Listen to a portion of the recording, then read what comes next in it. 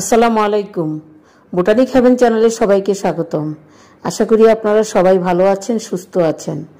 আজকে আমি আপনাদেরকে বারান্দা বাগানে মানি প্ল্যান্ট গাছের যত্ন কিভাবে করবেন এবং দীর্ঘদিন বাঁচিয়ে রাখবেন সে সম্পর্কিত একটি ভিডিও শেয়ার করব এবং সাথে কিছু টিপস শেয়ার করব। আশা করি আমার ভিডিওটি না টেনে পুরো ভিডিওটি দেখবেন। মানি প্ল্যান্ট এমন একটি গাছ, এটা অরিজিনাল নাম হচ্ছে পাথস, কিন্তু আমরা মানি প্ল্যান্ট হিসেবেই জানি।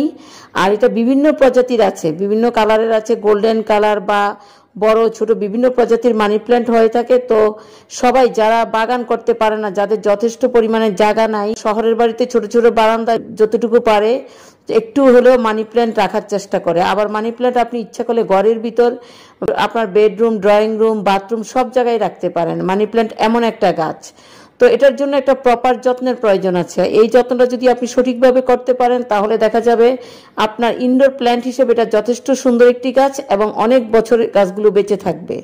আবার মানি প্ল্যান্ট আপনারা আউটডোর প্ল্যান্ট হিসেবেও লাগাতে পারেন। সেক্ষেত্রে আপনার ছাদ বাগানে বা আঙ্গিনা বাগানে বড় গাছের আড়ালে আপনারা মানি প্ল্যান্ট লাগাতে পারেন, কারণ মানি প্ল্যান্ট কড়া রোদ সহ্য করতে পারে না। কড়া রোদে মানি প্ল্যান্টের পাতাগুলো নষ্ট হয়ে যায়। আর ইনডোর প্ল্যান্ট হিসেবে মানি প্ল্যান্ট একটি উপযুক্ত গাছ। আমার এই বারান্দা বাগানে এই মানি প্ল্যান্টগুলো আছে, এগুলো 8-9 বছর আগের পুরনো গাছ। একটা গাছ থেকে দেখা গেছে আমি আবার ডাল সংগ্রহ করে প্রুনিং এর পর যে ডালগুলো পাই সেগুলো আমি আবার আরেকটাতে লাগিয়ে দিই। এভাবে আমি মানি প্ল্যান্টের গাছের সংখ্যা বাড়িয়েছি এবং আমার ঘরে পানিতেও আমি মানি প্ল্যান্ট গাছ লাগিয়েছি। সেগুলোরও আমি সঠিক যত্নের মাধ্যমে বছরের পর বছর বাঁচিয়ে রাখতে পেরেছি।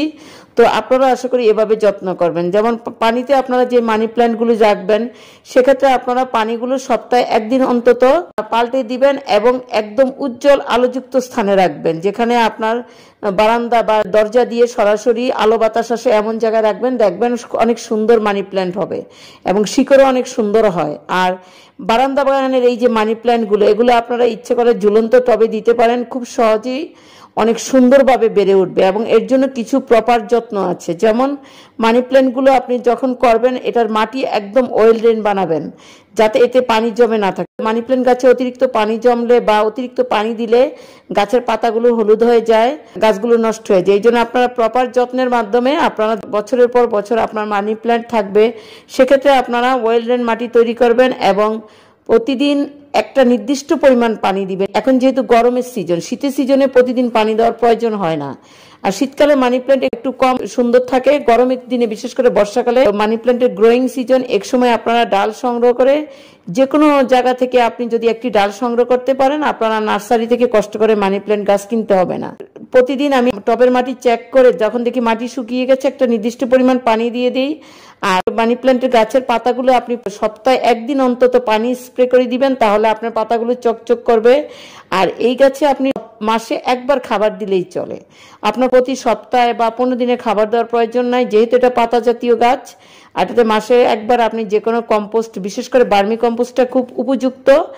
আর একটা সার হচ্ছে যেটা হচ্ছে অ্যাপসম সল্ট, এটাও আপনি মাঝে মাঝে আপনার মানি প্ল্যান্ট গাছের গোড়া দিয়ে পানি মিশিয়ে দিতে পারেন এবং পাতাও স্প্রে করে দিতে পারেন। এতে করে আপনার গাছের পাতাগুলো চকচক করবে এবং গাছের গ্রোথও ভালো থাকবে। আর গাছটি জোপালো করার জন্য আপনারা যখন গাছে লতা বের হবে, তখন বাড়তি লতাটা কেটে দিবেন, তাহলে দেখবেন আপনার গাছটা অনেক সুন্দর শেপে চলে আসবে। আরেকটা বিশেষ যত্ন, সেটা হচ্ছে আপনারা কড়া রোদে কখনো মানি প্ল্যান্ট গাছ রাখবেন না। ইনডাইরেক্ট সানলাইট, উজ্জ্বল আলোযুক্ত স্থান, যেখানে আপনার সূর্যের আলো সরাসরি আসে না কিন্তু আলো বাতাস যথেষ্ট চলাচল করে, এমন জায়গায় মানি প্ল্যান্ট গাছটি রাখবেন। এতে করে দেখবেন আপনার গাছটি অনেক সুন্দরভাবে বেড়ে উঠবে এবং অনেক বছর আপনি বাঁচিয়ে রাখতে পারবেন। আর মানি প্ল্যান্ট গাছের সবচেয়ে বড় বিশেষত্ব হচ্ছে এটা দূষিত বাতাসকে বিশুদ্ধ করে তোলে, বাতাসটাকে পরিশুদ্ধ করে। এই জন্য আমাদের প্রত্যেকেরই উচিত আমাদের বারান্দা বাগানে কম বেশি বা ঘরের ভিতর, যাদের বারান্দায় সুযোগ নাই, ঘরের ভিতর আপনারা ইচ্ছে করে মাটিতে বা পানিতে মানি প্ল্যান্ট গাছ লাগানো। তো আর ভিডিওটি দীর্ঘায়িত করছি না, আপনারা অনেকক্ষণ কষ্ট করে এবং ধৈর্য নিয়ে আমার ভিডিওটি দেখেছেন, এই জন্য আপনাদের সবাইকে অসংখ্য ধন্যবাদ জানিয়ে পরবর্তী ভিডিও দেখার আমন্ত্রণ জানিয়ে এখানেই শেষ করছি।